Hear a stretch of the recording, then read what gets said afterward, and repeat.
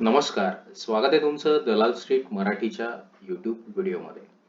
आज आपण बघतोय एक सेक्टर की ज्या सेक्टरनी एक ऑल टाइम हायच्या दिशेने प्रवास केलाय.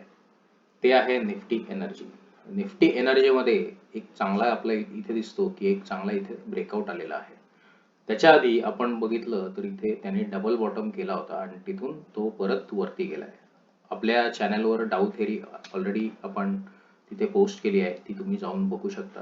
त्याची लिंक मी डिस्क्रिप्शन मध्ये देईनच, पण ते तुम्ही नक्की जाऊन बघा, ज्याच्यामुळे तुम्हाला डबल बॉटम आणि डबल टॉपचं महत्व काय असतं हे तुम्हाला तिथून कळेल. आता जर तुम्ही इथे बघितलं तर इथे त्यांनी 1000 पॉईंटची रॅली केलेली आहे एक वर्षात.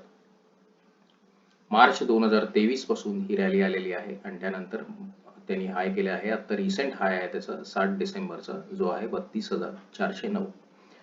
आता निफ्टी एनर्जी मध्ये कोणकोणते शेअर्स येतात हे आपण बघून घेऊया.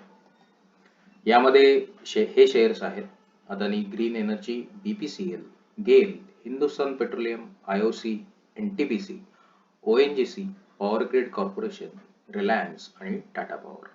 यातला टाटा पॉवर हा ऑल टाइम हायला आत्तामध्ये होता, त्याचा पण आपण एकदा चार्ट बघून घेऊया. सो जर तुम्ही टाटा पॉवर या कंपनीचा चार्ट इथे बघितला तर या कंपनीच्या शेअरनी पण खूप चांगली भरारी घेतली आहे आणि यांनी पण इथे जर तुम्ही बघू शकता की हा इथे चांगला एक ब्रेकडाऊन होता आणि एक चांगली अपॉर्च्युनिटी पण होती. सो हा शेअर आता 182 चा जो लो होता त्याचा, तिथपासून हा इथे वरती गेलेला आहे 338. सगळ्यात जास्त चर्चेत असणारा हाच शेअर आहे टाटा पॉवर. तुम्ही जर बघितलं तर Tata power cash rich company आहे आणि त्यानुसार त्याचं एक वजन पण मार्केटमध्ये खूप चांगलं आहे.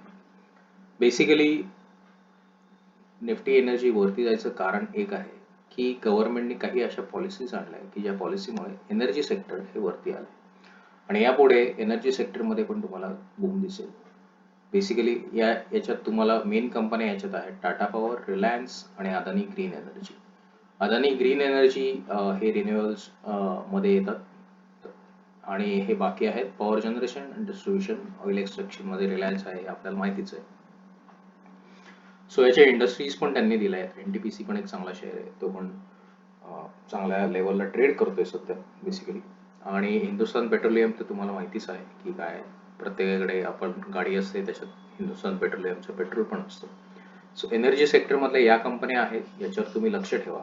आणि हो, या शेअर्समध्ये किंवा या सेक्टरमध्ये जर तुम्हाला काही इन्व्हेस्टमेंट करायची असेल तर तुम्ही तुमच्या फायनान्शियल ॲडवायझर बरोबर चर्चा करा, मगच याच्यात इन्व्हेस्टमेंट करा.